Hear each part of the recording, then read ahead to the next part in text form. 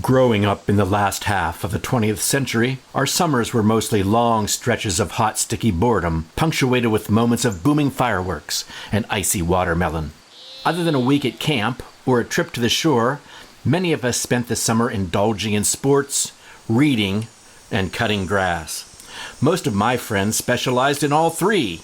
It made the long, dull days a bit more bearable, hitting home runs with Miss July out behind the mower shed.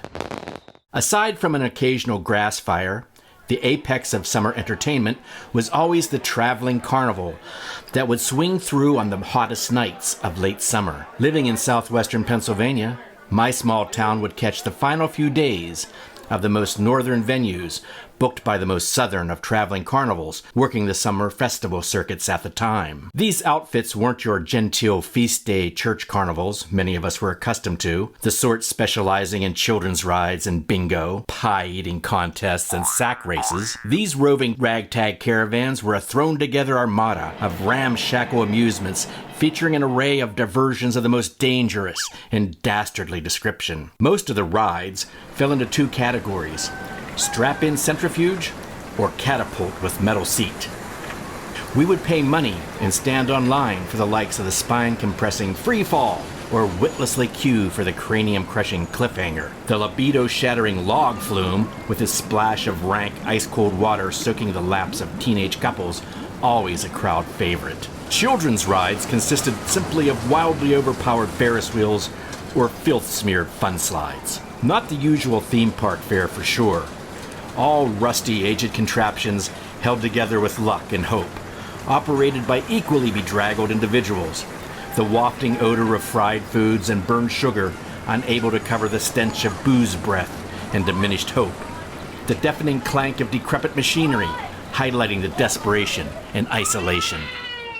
For a young teen in a small town, the experience these visits offered was like having an astonishing world of questionable delights set before us in the ballpark down by the Catholic school.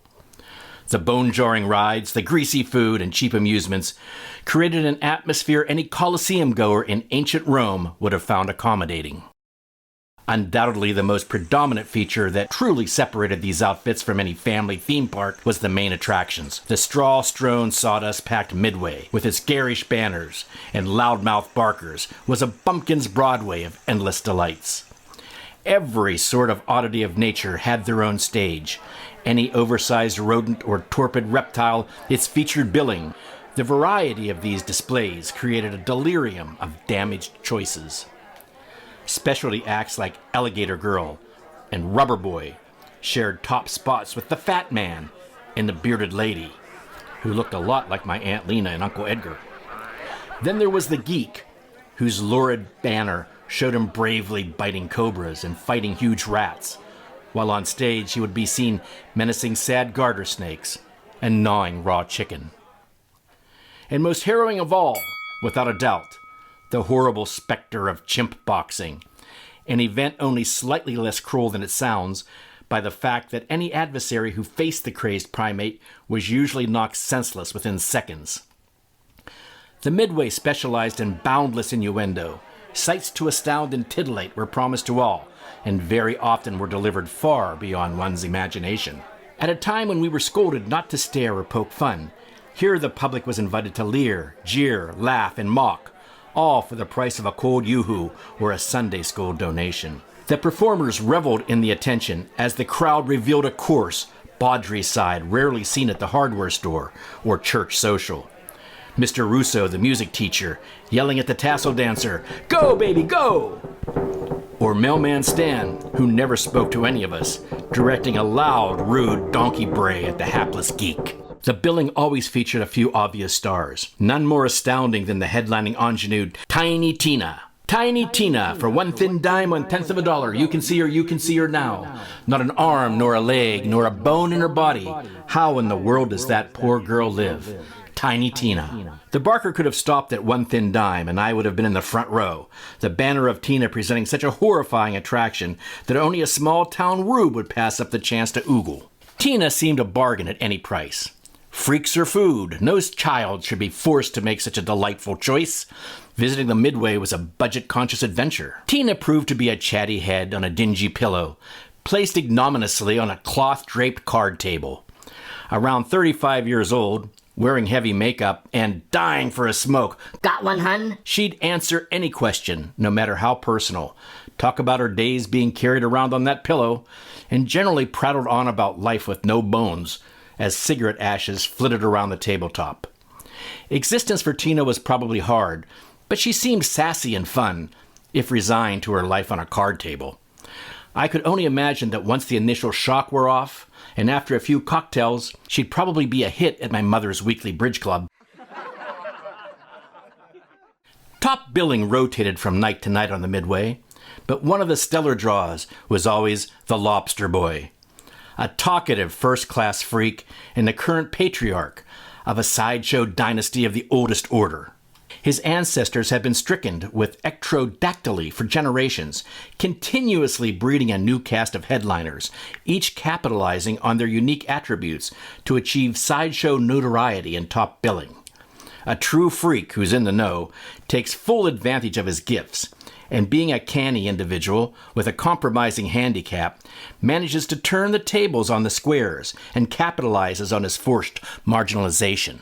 Lobster Boy was just this sort of Midway celebrity, claws down. On stage, Lobster Boy was the consummate, if bleary-eyed, professional. He'd open his performance with appendages covered and direct the audience's attention to old black and white photographs of his similarly afflicted family members. Eventually, with the crowd focused on the details of a framed photo in his lap, Lobster Boy would suddenly throw aside first a towel, revealing his deformed hands, and after a gasp or two, the lap blanket, revealing his claw-like feet. In a soiled t-shirt and ill-fitting gym shorts, he'd continue his tale, telling a few smutty stories and hinting about tips, seemingly unaware that no one had heard a word once the coverings were removed. Seeing Lobster Boy on stage was chilling enough, but getting a glimpse into his personal life was something no one wanted to see. It is impossible to remain anonymous in a small town, and having your father be the head of the volunteer auxiliary police force was no blessing. Having a cop for a pop essentially meant you did not want to be the kid seen stealing apples, much less the one caught naked during a midnight swim in the municipal pool. There are few perks to having a policeman for a dad, unless he happens to be in charge of security for an occasional event, such as a visiting carnival. In this position, Dad didn't monitor the carnival's amusements, say, mentoring the penny pitch operator to use more WD-40, or advising the hermaphrodite to add another sock. Rather, he arranged to have the site patrolled night and day, keeping an eye out for drinkers, fights, and car prowls, that sort of thing. The Saturday he asked if I would like to come along on his morning inspection of the carnival was as exciting as being offered a backstage pass to see the Beatles play at Disneyland on Christmas with Miss July. I jumped at the opportunity, then into my dad's Chevy Bel Air before he had a chance to reconsider or even ask my mother. At the fairgrounds, it was obvious that Friday night had not been kind to Saturday morning. What had appeared bright and exciting, if not seductively alluring in the darkness, was now a rusty wreck. Without the benefit of bright lights and blurring motion, the rides revealed their rickety condition, the tawdry amusement stands appearing shabby and pathetic, the freak show banners even more vulgar in bright daylight. We made our way across the littered Midway, back to where the carnival workers and performers parked their trailers, vans, and campers. An array of Florida, Georgia, Arkansas license plates greeted us. Stars and bars, and hell no bumper stickers on ready display. As I examined one such message more closely and wondered exactly what this rebel will never forget, I noticed a struggling figure in a battered wheelchair attempting to open the door of a small, tired trailer nearby. I moved to help as I called for my dad. "Hey, this guy needs a hand!" Momentarily, I would discover just how prophetic this statement actually was. While Dad steadied the chair, I worked the broken door handle, twisting it with all my strength to get it open. It was only at this point, with a quick, awkward hop onto the metal step, then another one into the trailer, that it became apparent that this lost soul was actually Lobster Boy. Friday night had not been kind to him either. Come on in. Yins can leave my yard chair out there, he yelled as my father and I clambered into the trailer to see if he required additional help. Thanks for the hand. I'm Grady. He grinned as he offered a muscular, deformed claw to my dad, who obligingly shook it. Having been dutifully taught to greet any adult with a firm handshake, I kept my limp, sweaty mitt at the ready, but not offered, and found myself thankfully ignored.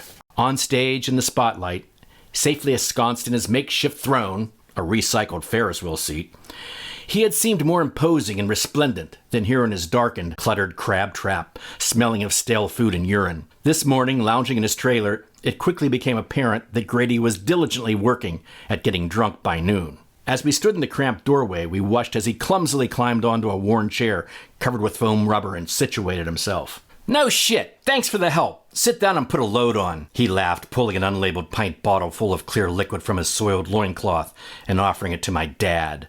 I grabbed a seat and got comfortable as Dad edged towards the door. My folks used to split a single beer, accompanied by a fish sandwich or a meat-free pizza every Friday night. The idea of put a load on usually involved a large pie with extra pepperoni, but never on holy days. No, thank you, Grady, my dad insisted. We're on duty this morning. The emphasis as obvious as a squalor, I quickly got to my feet. Grady took a long swig as Dad and I maneuvered through the mess. Oblivious to our exit, he began clawing through a pile of old papers and crumpled mail, mumbling something about a missing pack of smokes, while glancing suspiciously in my direction. I really liked your show, Mr. Lobster, I gushed as Dad pulled me out the broken door and into the bright sun and fresh air. After leaving the seedy little trailer, my father and I never spoke of the incident again.